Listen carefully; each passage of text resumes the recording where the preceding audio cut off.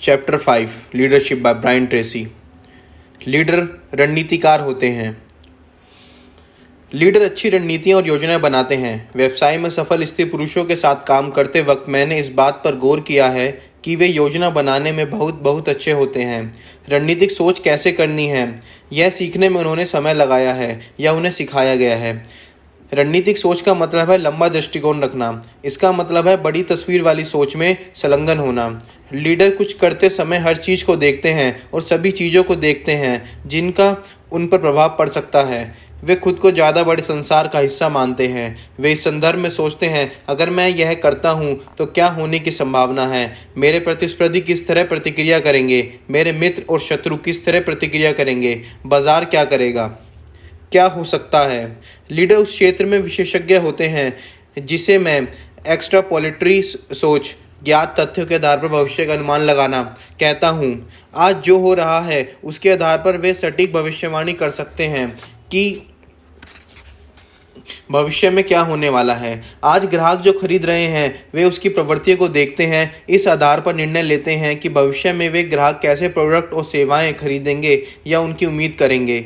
Leader संकटों को भी भांप लेते हैं। वे किसी बुरी चीज़ के होने का इंतज़ार नहीं करते। वे हमेशा पूछते रहते हैं, क्या गलत हो सकता है, क्या ऐसा हो सकता है जिससे मेरे व्यवसाय पर जोखिम आ सकता है। एक्स्ट्रापोलेटरी सोच की तरह ही टोलियोलॉजिकल या दूरगामी सोच होती है, जिसका मतलब है काम करने से पहले आगे कल्पना करना और अलग अलग संभावित परिणामों पर नज़र डालना। कहा जाता है कि नेपोलियन ने अपने ज़्यादातर युद्ध अपने टेंट में जीते थे। वे युद्ध की योजना और अपने नक्शों को देखते थे और उन सारी चीज़ों पर विचार करते थे जो गड़बड़ हो सकती थी। वे पूरी तरह से सोच लेते थे कि उनमें से प्रत्येक के गड़बड़ होने पर वे किस तरह प्रतिक्रिया करेंगे। युद्ध की गर्मी में जब परिस्थितियां उनके खिलाफ हो जाती थी तो उन्हें पहले से ही पक्का पता होता था कि क्या करना है और वे तुरंत जवाब दे सकते थे।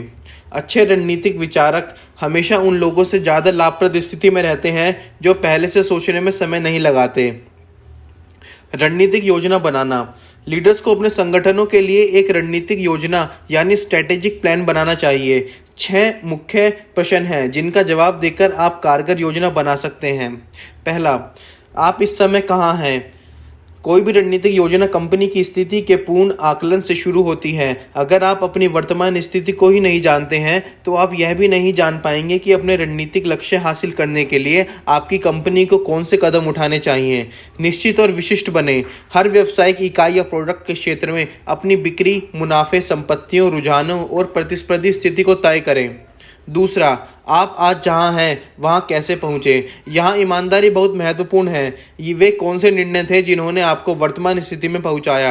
आप कौन सी ऐसी गतिविधियां कर रहे हैं जो आपकी वर्तमान सफलता के लिए महत्वपूर्ण हैं। लाभदायक ग्राहकों को हासिल करने और कायम रखने के लिए कौन सी गतिविधियां अनावश्यक हैं, कौन सी गतिविधियां आउटसोर्स की जा सकती हैं लेकिन अब भी कंपनी के भीतर की जाती हैं। तीसरा, आप यहाँ से कहाँ जाना चाहते हैं।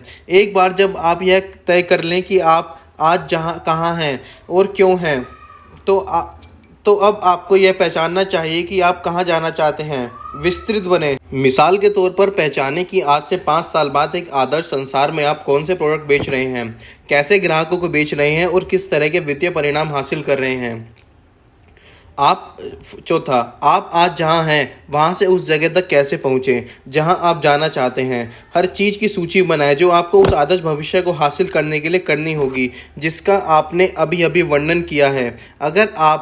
अगर हर बार जब भी आपको कोई नई चीज़ याद आए उसे अपनी सूची में जोड़ लें। पांचवा, अपने रणनीतिक लक्ष्य हासिल करने के लिए आपको किन बाधाओं को पार करना होगा। ऐसे अवरोध और सीमित करने वाले घटक होते हैं जो आपकी कंपनी को आदर्श कंपनी बनने से रोक रहे हैं, जिसका वर्णन आपने अपनी रणनीतिक योजना में किया है। वे अवरोध और सीमित करने वाले घटक कौन से हैं और आप उनके बारे में क्या करने वाले हैं।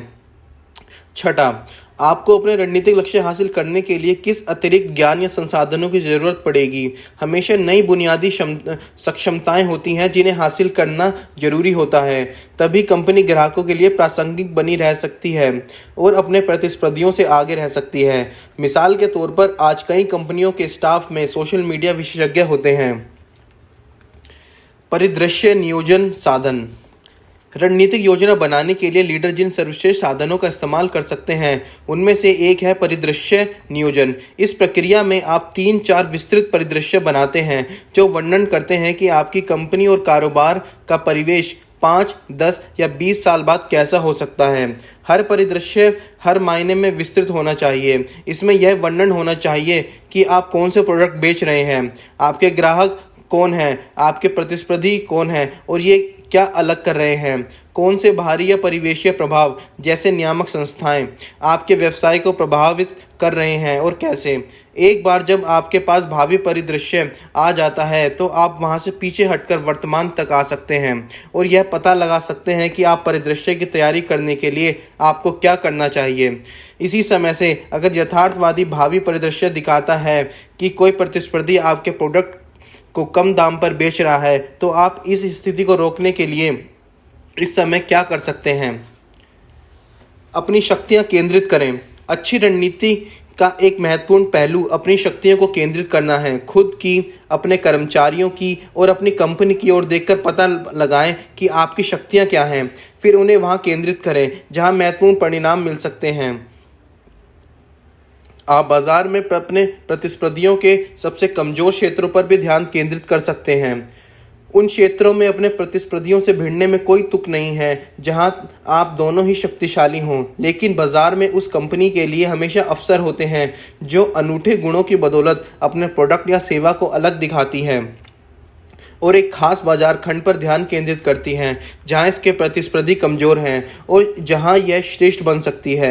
हालांकि आपको अपनी शक्तियों को केंद्रित करने की ज़रूरत है, लेकिन इस बारे में भी सतर्क रहें कि अपने प्रतिस्पर्धियों की नज़र में आप कहां पर कमज़ोर हैं।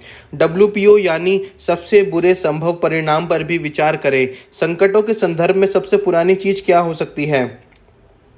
आप सबसे बुरी चीज़ क्या है? वह सबसे बुरी चीज़ क्या है जो बाजार, ब्याज दर, स्टाफ, प्रतिस्पर्धियों की प्रतिक्रिया आदि के संदर्भ में हो सकती है। इन सभी परिदृश्यों पर पूरी तरह से विचार कर लें ताकि अगर बाजार आपकी तरफ कोई संकट उछाले तो उससे निपटने की योजना पहले से तैयार हो। रणनीतिक नियोजकों और लीडर्स में त्वरित प्रतिक्रिया करने की क्षमता होती है क्योंकि जो हो रहा है उस पर उन्होंने पूरी तरह से विचार कर लिया है। वे घटनाओं से बौखलाते नहीं हैं या आवेश में नहीं आते। उनमें यह देखने की योग्यता होती है कि क्या हो रहा है। वे स्थिति का जायज़ा लेते हैं और अपनी संपत्तियों तथा कर्मचारियों को दूसरी जगह तैनात करने का निर्णय लेते हैं या कुछ क्षेत्रों में पीछे हटने और बाकी में आगे बढ़ने का निर्णय लेते हैं। कई मामलों में किसी विपरीत परिस्थितियों में त्वरित प्रतिक्रिया करने की आपकी योग्यता ही नेतृत्व की निशानी होती है।